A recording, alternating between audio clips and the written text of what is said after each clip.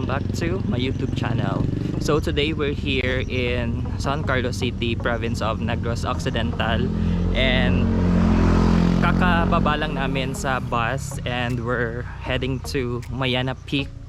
And if you're coming from Bacolod City, estimated travel time going here is 1 to 2 hours, and all you have to do is to tell the driver to drop you off at Sitio Punod, and from Sitio Punod you'll need to ride a habal going to the peak, and the fare is 150 pesos per person. But you also have an option to walk going straight to the peak. However, it's going to take you about an hour. Nandito kami sa viewing deck malapit sa Sitio Punod, and let's check what it looks like.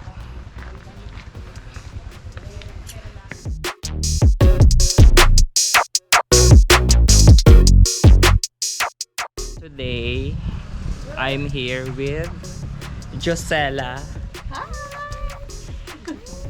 Kino, and Teray.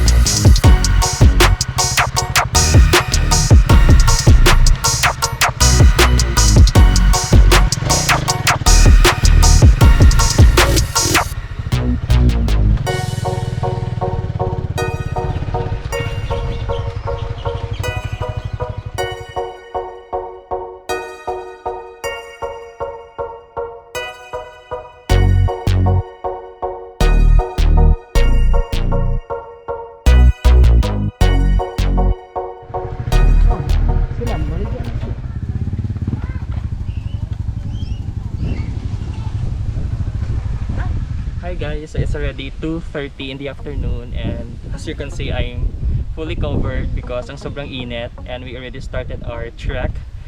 And look at that breathtaking view behind me, and especially yung mountain na merong clouds.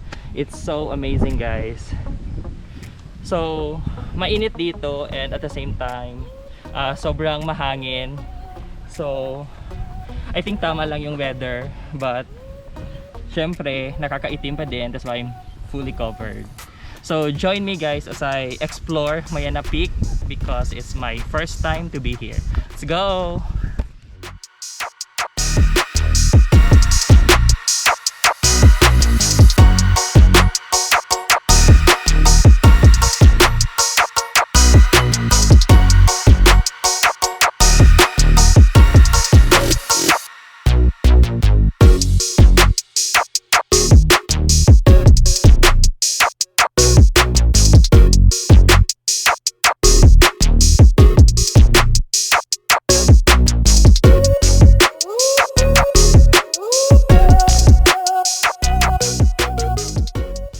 Hinihingal ako guys.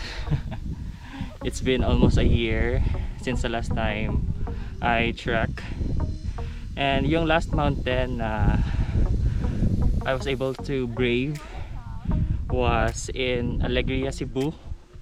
That's in Mount Lanaya, and ngayon I haven't practiced because spontaneous lang tong hiking namin ngayon. And according to the locals and according to my friends who've been here, easy trail lang daw to, and it's good for beginners. Medyo mainit lang, and it's kinda draining, and it's adding up to our burden. But the view is worth it guys, so okay lang. It's actually our consolation. And look at that view beside me. Not sure if you can see it guys. So I'm seeing mountains meet the sea from afar, or from this point. I think malapit na kami. Beautiful view, right? Can you fly out? Rest muna guys. Ganda ng view dito. Look. There.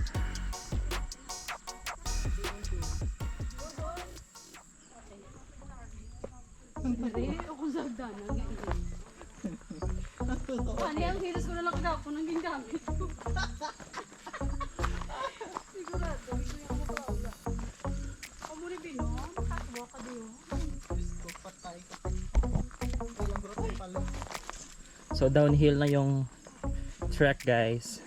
Good thing merong lube dito para merong grip.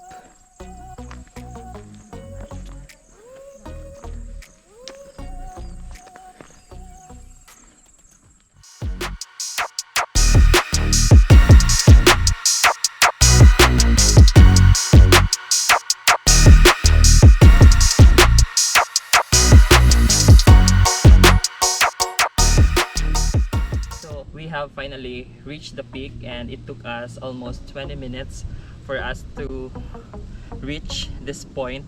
But if you're a hiking enthusiast, I think it will take you around 10 to 15 minutes lang, depending on your pace guys. In our case, we haven't practiced like for almost a year, so medyo struggling. But finally we have arrived, and worth it lang yung view behind me.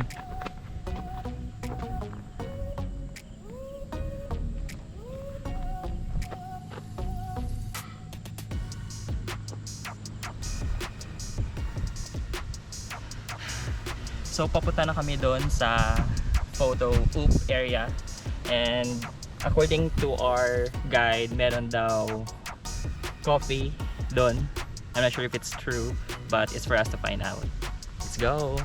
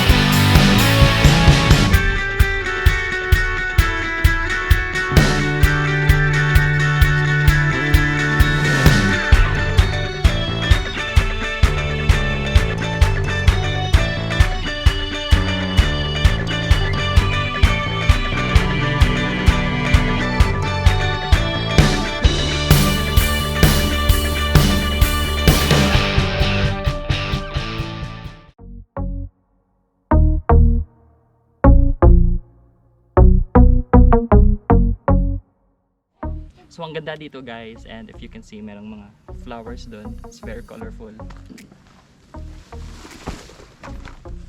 And this is the bahay kubo I was talking about, and meron daw coffee dito. They serve coffee.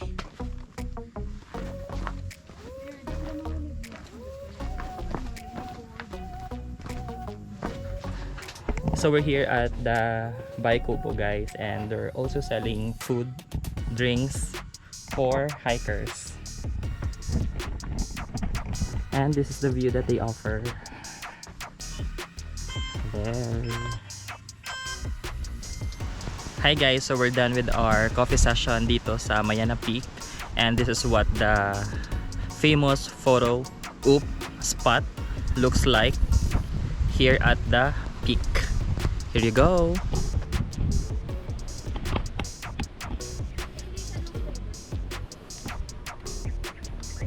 So dito yung best view.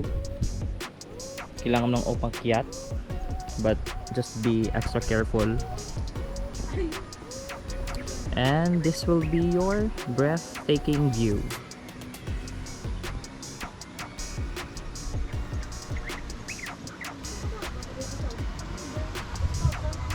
Let's explore some areas or some spots here in Mayana Peak.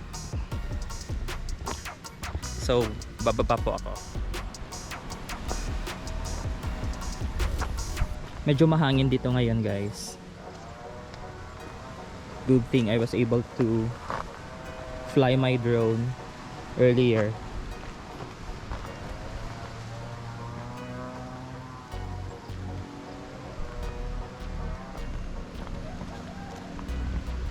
Eto.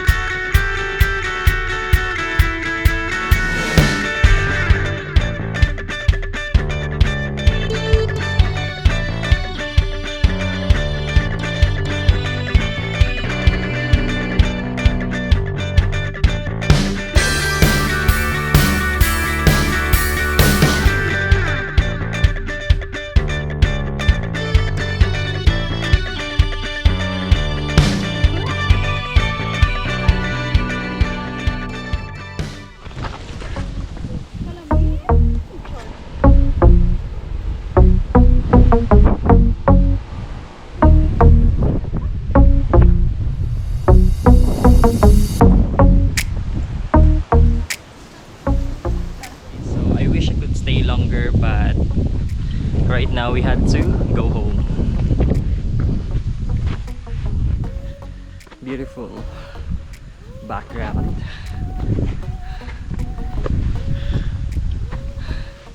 Bye guys.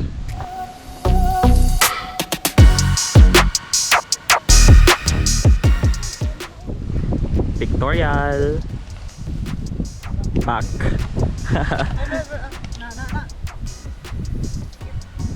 Very beautiful.